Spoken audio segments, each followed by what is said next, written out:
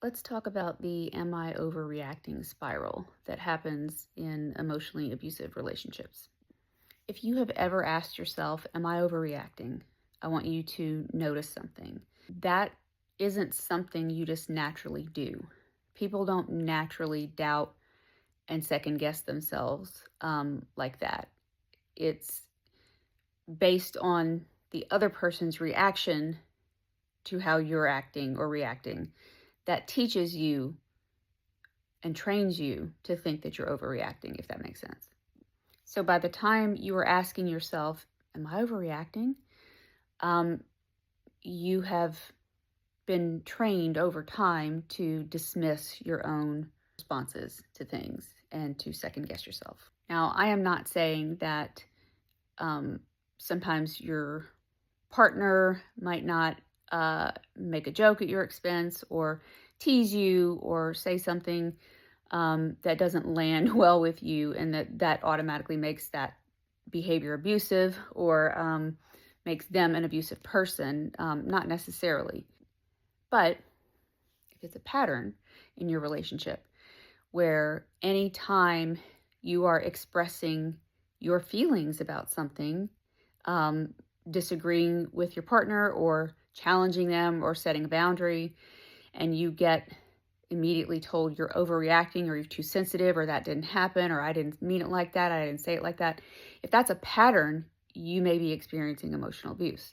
If you hear that enough times, every time you express your feelings, a couple of things happen.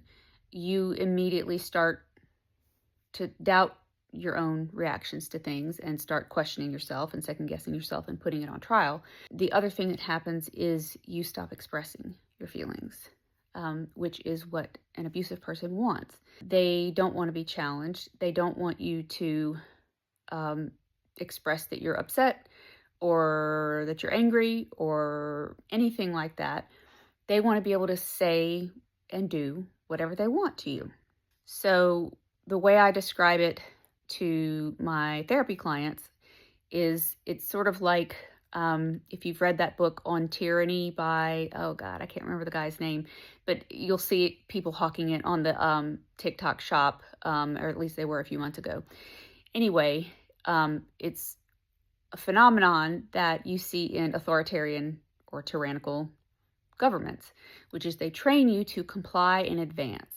So you're going to be a good little citizen and not go against the powers that be or the authority, because you get trained to doubt yourself and you get told what they want you to believe. So this is the same, it's a much smaller scale, obviously, but it's the same kind of phenomenon that happens in an abusive relationship. The abusive partner is training you gradually to make yourself smaller and more compliant so that you are working overtime trying to anticipate what's going to upset them and what's going to please them. So you are complying in advance with their demands. And that demand might be to say mean shit to you cloaked as a joke. And that is a form of gaslighting, to tell someone that their feeling is wrong. Nobody can do that. Like, you feel what you feel. Even if I don't agree with what somebody feels, their feelings are real to them. Perception is reality. So for somebody to constantly dismiss your feelings, it's going to make you feel crazy, and it's going to make you second guess yourself, and it's going to make you afraid to say anything, which works very well in favor of an abusive partner. And something to think about too is people that tend to overreact, they don't think they're overreacting. They're not sitting around or lying awake at night going, gosh, did I overreact? That's just how they act. So you can absolutely trust your feelings and trust your perceptions of things. And that is one thing that is very, very important in healing from emotional abuse, is that learning to listen to yourself and trust yourself again. We are hardwired as creatures to have instincts And our nervous system is very, very intelligent. And when usually your first instinct, your first response to something is right on, is the accurate one. Think about how many times you had a gut feeling about something, or a gut feeling about a person. They didn't do anything yet, but you just got a bad vibe from them. And then later you found out, oh yeah, this is a bad person. Every time I've ignored my gut instinct, I've paid for it. But you don't have to find or stick around for the evidence. If your gut is telling you something, you need to trust it. You need to listen to it.